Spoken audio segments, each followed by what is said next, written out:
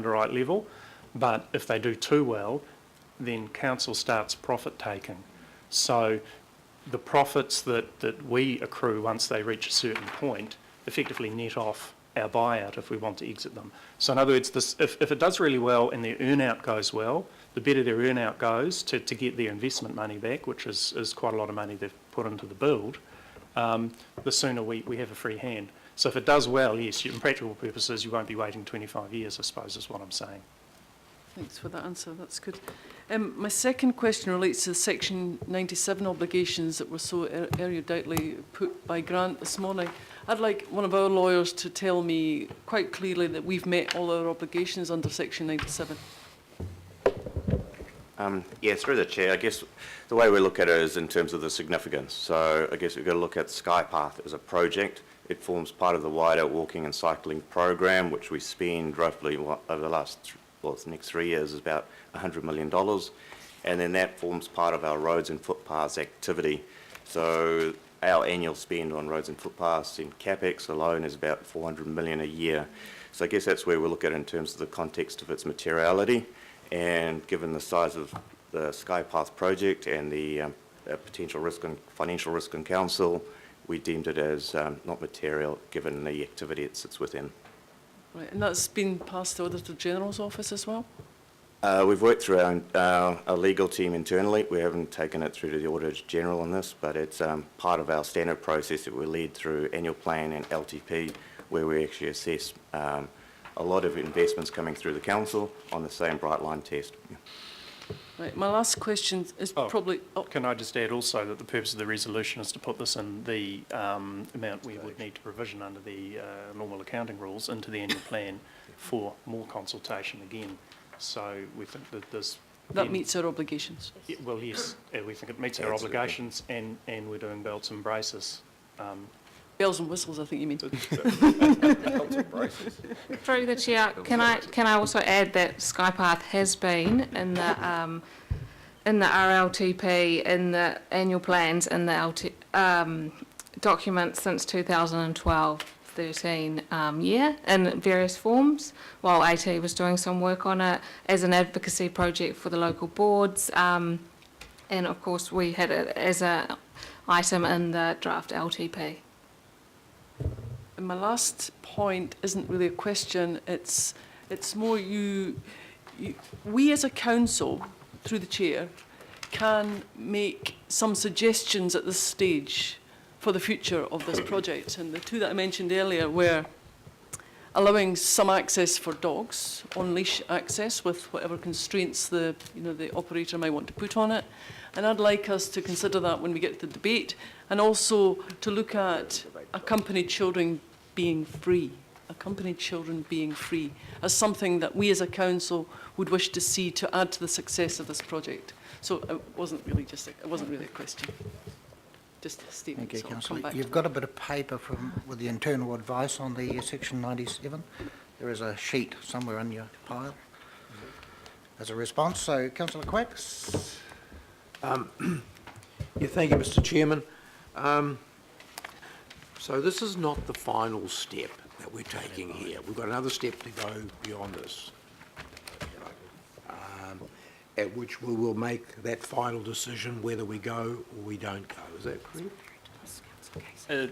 That's correct, okay. But this is, speaking realistically, this is the last significant political decision on it, short of receiving the consultation on the annual plan contingency budget and approving that. But as to the detail of the negotiations, well, we sort of know enough about the outline of the project. It's simply a practical and logistical, technical question of do the various components add up and fit within the risk and funding or backstop funding envelope that we're prepared to take and that we've provisioned for in the annual plan. But it's certainly not the last step in the negotiation process, but that would be led through the Chief Executive's office. So, but this is the last step in the political process? Other than, obviously it can't proceed if the annual plan provision isn't made. Right, okay. Yeah. Right, okay. With Skypath, that is privately owned. When it gets built, it will be privately owned by the fund. Is that right?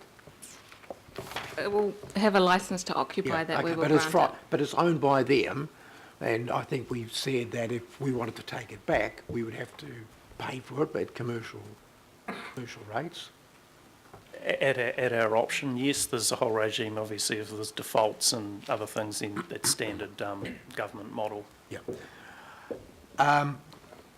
If for some reason or other it did not stack up viably or did not stack up financially at the end of, say, a period of time, 2 or 3 years, like Councillor Casey was referring to, they would have to look to sell that asset. Would that be right? They'd be looking to, you know, if that didn't make money, they'd be looking to sell that asset. Is that right? Default, we take. Back to us or to someone else? Yeah, well, that's right. Oh. Yeah. So doesn't that pose some risk after the project is all finished and signed off? If it doesn't stack up and it's not viable, doesn't that mean that they will be looking for a purchaser for that asset, and the only purchaser would be the council? Yeah, well, that's possible, and That's- yeah, but anyone can most open likely that as a that's the only negotiation, but what you have to remember is the essence of a PPP or a design, build, finance and operate is the finance component. They've put all the capital cost into this in finance, so it's like the bank and the service provider combined. If we've got quite a high assurance around continued service performance, even if they're losing money and it's not working for them financially, because the walkaway costs of a PPP when you're in default are huge for the private operator, because they've got that financing skin in it as well, which is all part of the set-off. So if you're concerned about a risk of ongoing performance, it's quite a good, PPPs are quite a good solution from that perspective, because they have a very, very strong, well, positive and negative incentives to continue performing.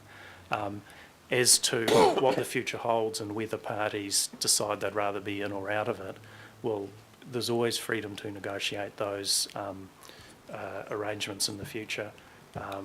That's sort of quite accepted, and again, there's very established metrics and financial models within the government standard model PPP agreements for how you price out those various scenarios.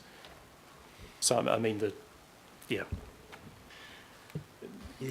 People suffer penalties if they're underperforming, so that's to their account. And if they're they not, suffer penalties, but if they've got no money, that's because they're losing.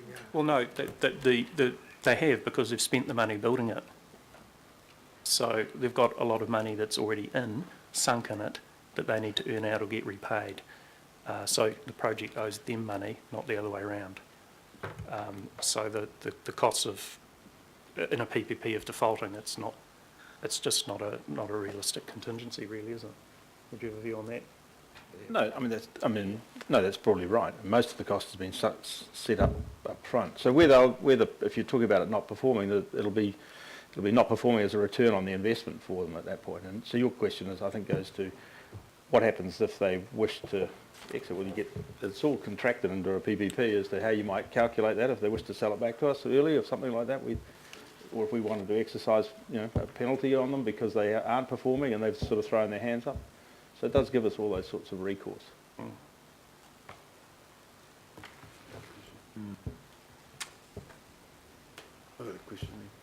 Councillor Lee.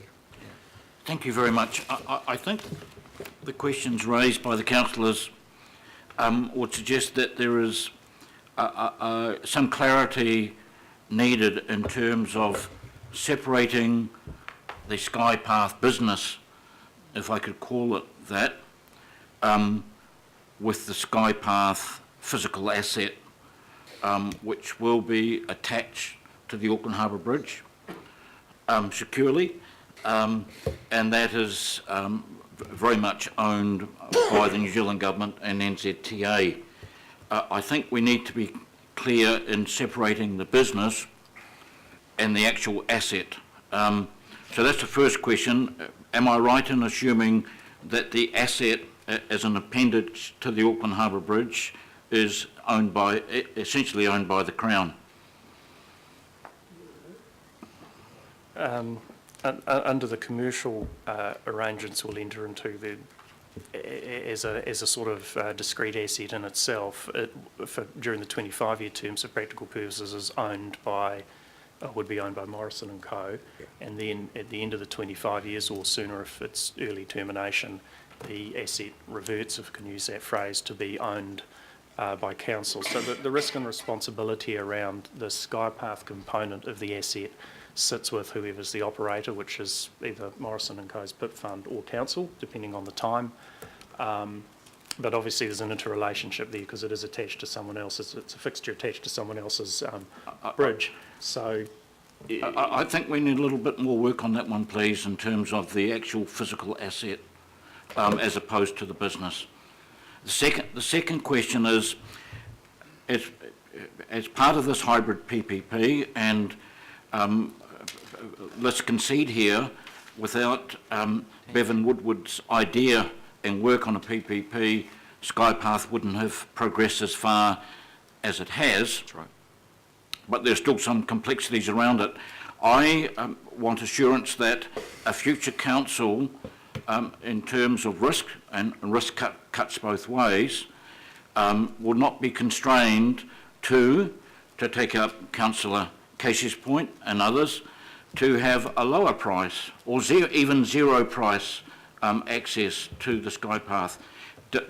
Will the agreement enable a future administration to subsidise or underwrite the operation to achieve a zero price access? Yes, is the short answer to that. If council wanted to either buy out the operator and take control of it itself, we could do so.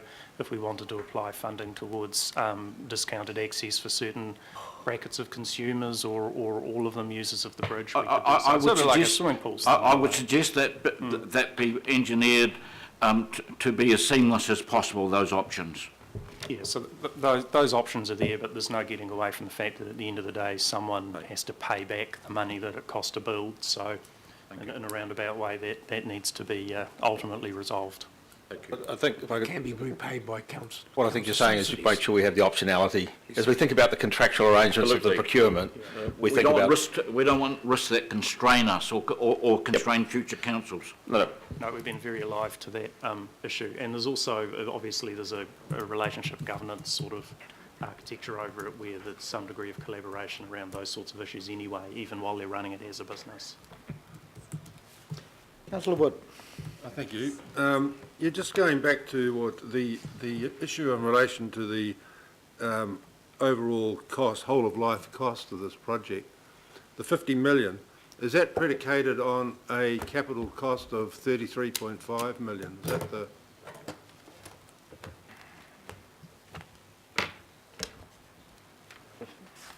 Is that, It's the trigger in the PPP policy. What, page 94? So, oh, what was the 50? Yes, yes. Sorry, yeah. If you're referring to the fact in our council's own PPP policy, we referred to about a 50 million space being the point at which we could consider a PPP. Is that your question? Yeah. no, I'm trying to find out, is that the whole of life cost, is it, or the... As we initially, yes, looked at it, I believe that was the whole of life. That was the OPEX and the CAPEX when we first looked at this project, which was, I think, about 2 years ago now, when we, over 2 years, 2013. Okay, so, and it was 33.5 million capital cost to build. Yeah.